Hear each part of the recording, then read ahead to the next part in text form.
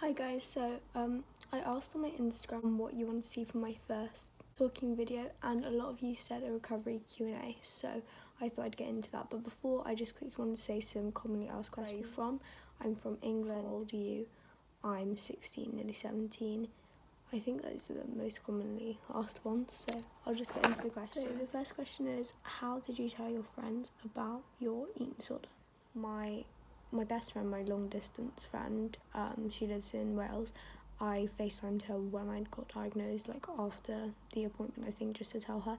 But my friends from school, basically, when I had an appointment with CAMHS for the first time, I was told that I couldn't be treated there and was going to go to A&E in an ambulance. So when I was waiting for that to happen, I phoned my best friend at school and told her, and then she told all my friends, because obviously I couldn't tell them in person, so that's how I told them. The best thing I would say about recovery is kind of just, I don't know if this makes sense, but kind of getting not only yourself back, but getting kind of your mind back so you have more clarity and you're not so focused on food all the time, and you have the space in your brain, I guess, to care about other things. Food's actually not important, it's not the biggest or best thing in my day, you know. The scariest thing is probably just letting go, because I think even a couple months is something that it's become what you know, and having to let that go and find what your life is without it is quite a scary thing to do, but definitely worth it, because it's not a way to spend your life. It's literally not. So this person asked quite a specific question. They asked, do you think residential treatment, I think that means inpatient treatment, which is what we call it in the UK, would be beneficial because they've had anorexia for 5 years. Okay.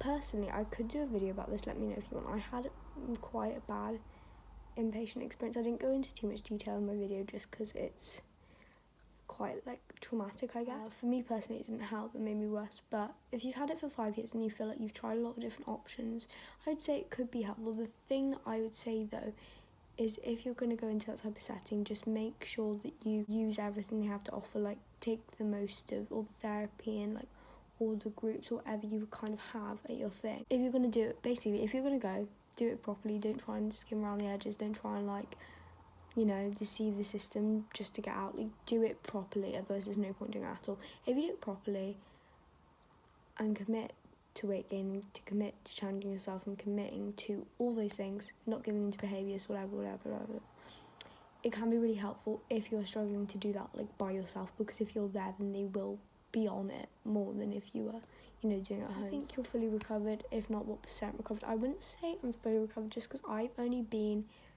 in proper recovery on my own kind of terms since March or April maybe this year, and it's only November now, so I wouldn't say that's long enough for me really to be fully recovered, but I am doing really, really, really well. I'd say I'm probably 75-80%. I can't put my finger exactly on what would take that last percent to get to 100%. I'm not sure yet. There's probably are things though, because you can always improve, so I don't want to say 100% because I don't feel like I'm 100% yet, but I'm definitely on the way. Annoying patient rules, every single one. Just gonna leave it at that. If you want a full video about inpatient, I can do one, but I won't go into it today because it will be around how to deal with bad body image / weight gain. Okay, so with bad body image, I would say, as brutal as this is gonna sound, you just kind of need to accept it. Accept that you're gonna have bad days, and accept your body is changing. It's not where it wants to be. You're underweight. You're gaining weight. It will change. But just I know it's hard. It is a really hard one. I would say with the physical aspects, if you're feeling really bad, maybe just try and wear clothes that you feel comfortable in. There's nothing worse than wearing clothes that look tight and make you feel uncomfortable, because then it's just gonna make it worse. Wear loose things. Wear whatever you want. Make sure it's comfortable. Make sure you're comfortable in it as well. It is painful because your stomach has shrunk and you're trying to get it to a normal size again. Hot water bottles. I had this heated, I don't know where it is now, but heated teddy, so it's soft, which I preferred over a water bottle, but same kind of thing. Distractions, to be honest. Distraction. Watch Netflix, watch YouTube, do scrapbooking, do whatever. Go out, talk to people, just do anything that's not related to it, because sometimes all you can do in that type of situation is just not focus on it, because you're gonna have bad days where it just sucks, and sometimes there's not really much you can do. But I would say later on, maybe when you do get to a healthy weight, I'm not sure if you are at one yet, I would try to challenge that, rationalise that I am healthy, like I am not overweight, I'm not fat, I'm not any of this, I am just where my body is comfortable, means that I can live the best life that I can, you know, and that I can eat what I want to. That is the tricky one. I would say though, if you're gaining, just distractions is going to be best friend, or maybe even if you feel comfortable, you could talk to someone about it to kind of, I always felt like that if I was like struggling with something, I always found it was a lot better to like air it out instead of just keeping it in my head, because it's hard fighting your thoughts in your head when half of them are yours, half of them aren't, and then they get merged together and you don't know which ones are which. Yeah, that was a bit of a tangent. Okay, who has been most helpful in your recovery? Okay, definitely my sister.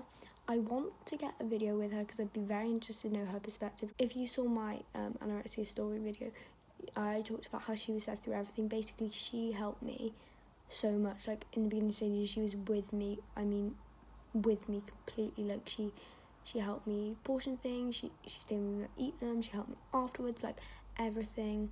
She was just amazing. Better than any help I've ever had from services. Really, like. She was just amazing.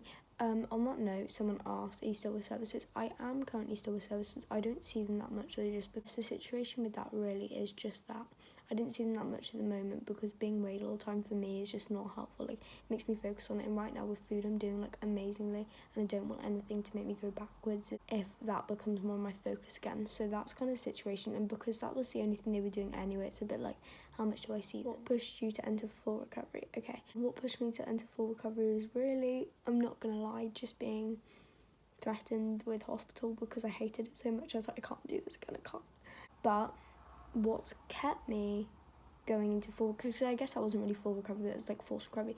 What got me into full recovery is just weight gain. Once I had got out starvation mode, I'd been eating enough for a long enough period of time, I think it was a couple months for me, maybe 3 months or something, I started just to become myself again and started to realise how much life there is and how much I've been missing out of for these last 2 years, how I want all the things that everyone else my age is doing and not just sitting at home and like spending 2 hours to eat a meal. It's like I wanted more than that, so that's what pushed me into full recovery. I was like, why would I do this half then? I want this gone. Like, I do not want to waste a second on it anymore, which I never thought I'd get to that point, but I did. So it's just weight gain, really. You just have to do it so that your brain can function again. And I know that's something no one wants to do. They want to eat whatever they want, maybe, and they don't want to gain weight, but that's not, you're not going to be able to live your life fully if you do that. Weight gain is not bad. I don't mind. I'm at the point now where I literally wouldn't mind gaining more. Okay, and the last question I'm going to answer today is hardest thing about recovery. The hardest thing about recovery for me was really once I had, like I said, got away from like that starvation mode and I finally cared about other things, I realised like one, how much I've missed out on in the 2 years, and two, how my relationships and people that I was close to, I wasn't really anymore, and that was the hardest thing for me. But what I would say is you just have to keep going because you've missed out on that because of your illness, so why would you go back to your illness? You just need to keep going, and over time everything will be okay and you'll be able to grow your relationships with those people again, or even develop new ones, you know. That should be, if anything, a motivation to keep going and to never go backwards again. Okay, I did have more questions, but I want to keep this video not too long, relatively short, just my first one, but I hope you liked it, and if you have any other ideas for videos I could do in the future, comment them down below, and yeah.